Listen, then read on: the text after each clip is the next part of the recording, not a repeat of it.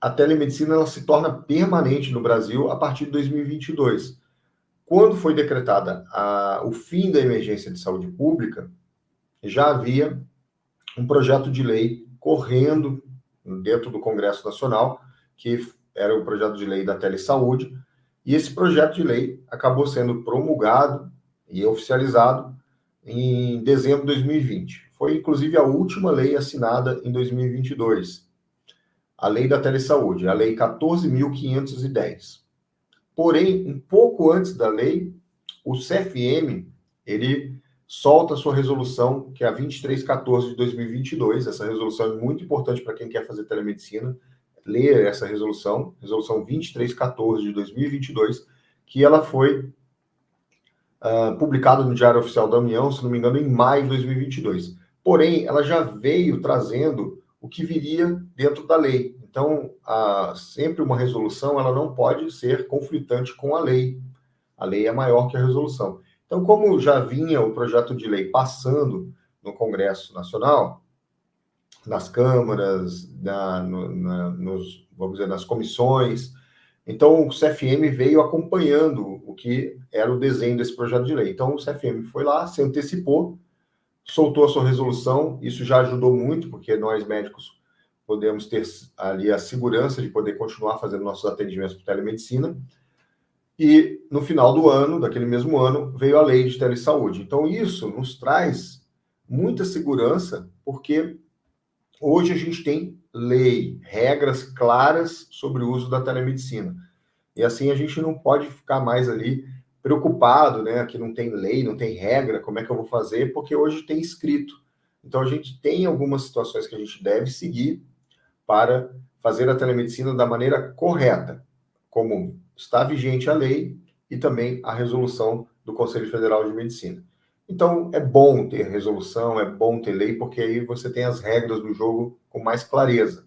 E isso traz mais segurança. Então, já é uma coisa que virou permanente. Então, ninguém tem mais dúvida que a telemedicina está aí, que a gente pode utilizar.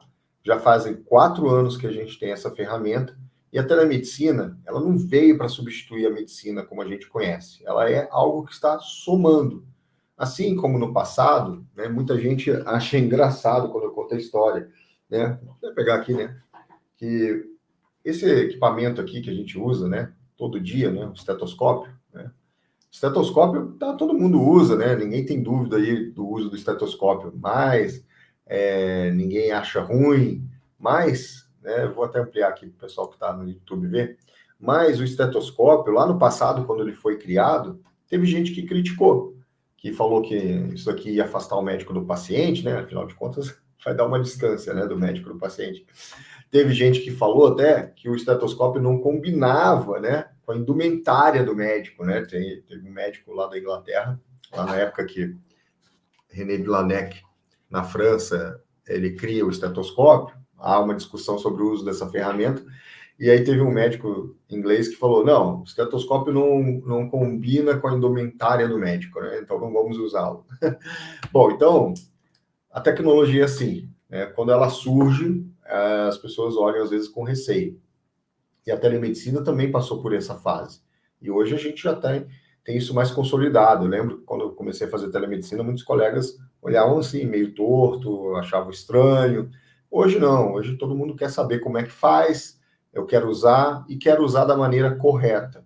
Então, para você utilizar da maneira correta a telemedicina, você precisa se capacitar, estudar a legislação, você precisa ler sobre telepropedêutica e fazer o uso das ferramentas adequadas. Por exemplo, não ficar utilizando o WhatsApp para fazer consulta, né? Ou ficar respondendo mensagem porque você está fazendo um ato médico. Ah, mas aí eu não vou responder o paciente no WhatsApp?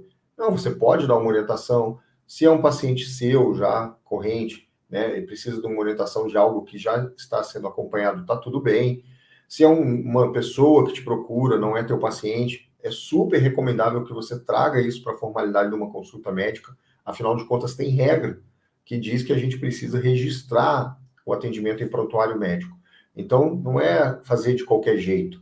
Print de tela não é prontuário médico, né? Muitos colegas, eu faço no WhatsApp. Aí eu pergunto, como é que você guarda o prontuário? Não, eu tira um print da tela da minha conversa. Não vale nada, pessoal. Então, tem que fazer da maneira correta. Ter ferramentas adequadas para você fazer a telemedicina. Isso traz formalidade para o teu atendimento. As pessoas olham isso com valor, que é necessário mesmo ter valor, o ato médico tem valor, e você também pode estar recebendo seus honorários médicos pelo atendimento devido, tá?